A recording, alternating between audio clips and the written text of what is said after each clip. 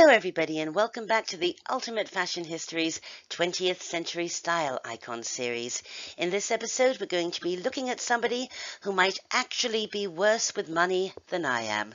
Mr. Burt Reynolds. Now I know that some of you out there watch the UFH with your little ones, so just want to do a bit of a heads up. This episode does have quite a lot of sexual content, so be aware. All right, let's go. Let's squeal like a pig with Burt Reynolds, and I cannot believe I just used that line. And of course that line came from the movie Deliverance, just one of the many iconic movies that Burt Reynolds starred in the 1970s and 80s. The Longest Yard, Smokey and the Bandit, and then in 1981, Cannonball Run. Now I'm sure that everybody out there knows who Burt Reynolds is, but I'm guessing that probably younger people, at least my students, might not be aware of what a huge movie star he was. For a 5-year period, he was the biggest grossing box office star in the world. Burt Reynolds was huge. He was also a huge style icon, and I really want to use Burt Reynolds to talk about the trend in machismo style for men in the 1970s. Because when it came to macho men, nobody was quite as macho as Burt Reynolds. He really had the defining look of the machismo trend of the 70s. But to really understand why machismo was a trend at all, we really have to look at the cultural landscape. Fashion is not an island, it's a response, right? It was the era of the women's liberation movement, of course. It was the era of the gay pride movement, of gay rights. It was also the era of the sexual revolution. Sex was really a talking point. Gender was a talking point. Gender has become a talking point again, hasn't it? But in a very different way. Yet in the 70s, gender, I am woman, hear me roar. Macho man, I want to be a macho man. Gender really was a talking point, as was sex itself. Look at this cover to Spare Rib, the feminist magazine. The liberated orgasm. Make a New Year's resolution to have one. Well, I hope that everybody did. And of course, it was the era when everybody had a copy of The Joy of Sex. I know that my parents did. It was hidden away somewhere, and I think my brother and I would dig it out and laugh at the illustrations because we had no idea what these people were doing. And of course, the 70s was the era of swingers, suburban swingers, key parties, this kind of thing. So this interest in sex and with gender would really play out in fashion. Of course, it was the era of the pantsuit for the liberated woman, really trying to match her male counterpart in the workplace. It was a very form-fitting era, wasn't it? Clothing that clung to the body, making no mistake about what gender you were.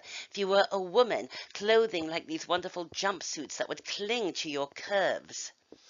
But also, there was a real trend in feminine fashion, this sort of heightened femininity with Victorian and Edwardian elements, lots of lace, stuff like that.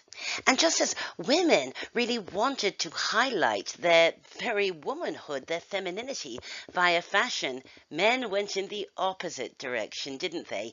With this very macho, all-male, heightened masculinity in fashion. And nobody represented this better than Burt Reynolds. He also represented sex. He really was the world's first male sex symbol. Now, of course, Marlon Brando was the sexiest man alive, or perhaps Elvis Presley was the sexiest man alive. But Burt Reynolds really was the first movie star to kind of use sex as his shtick. Look at this book, Burt Reynolds' Hotlines, The Letters I Get and Write. He brought out a book of all of the sexy letters that his fans sent him and his responses. Like these ones, these letters that his fans have written to him, all very sexy in nature about their fantasies, their sexual fantasies about Burt Reynolds and his rather cheeky responses to them. And the book is illustrated with images such as this. And this. This actually appeared on a poster in the 70s, and it rivaled that famous red bathing suit photograph of Farrah Fawcett as a poster. Women loved Burt Reynolds. They really, really did. And of course, he was the first movie star, male movie star, to do a nude centerfold for Cosmopolitan magazine.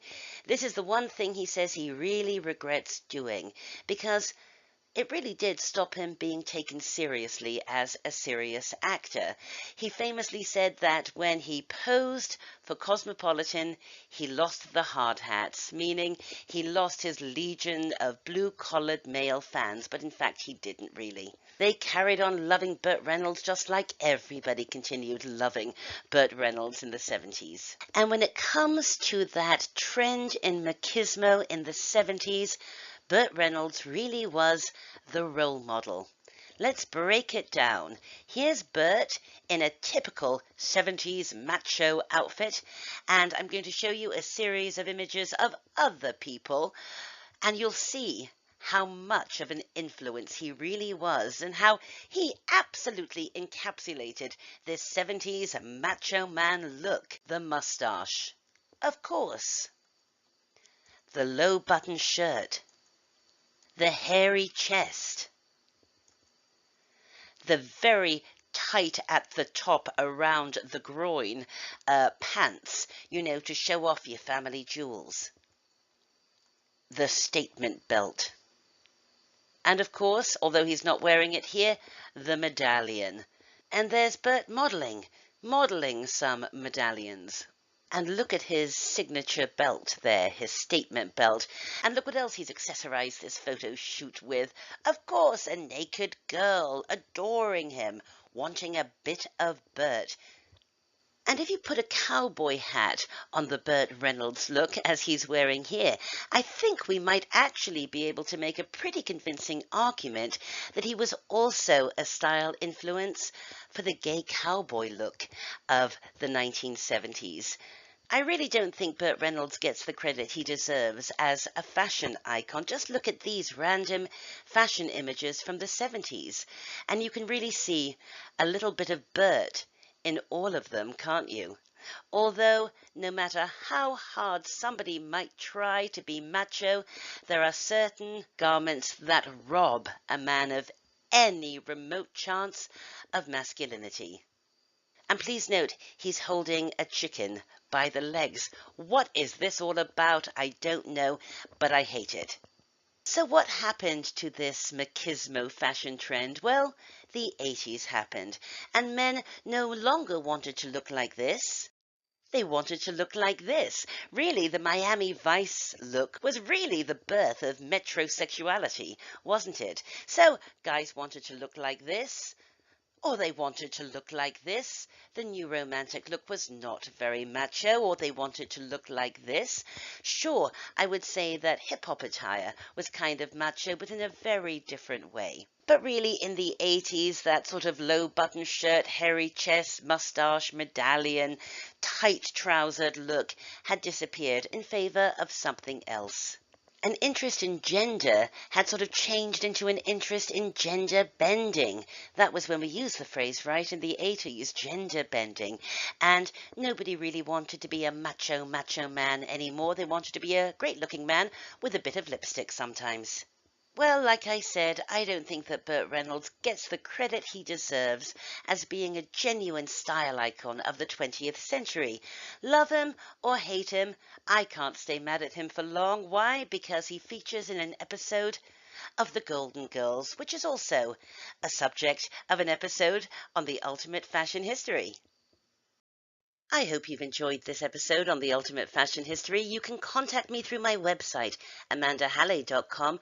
Like us on Facebook, as they say. Better yet, join our Facebook group. We always have loads of fun over there. Stay up to date with new episodes. Simply click the little bell under the channel art, then click Send Me Notifications, because I'm back every week with new episodes. But first, you have to click that little circle to subscribe. And as always, thanks ever so much for watching. Bye for now.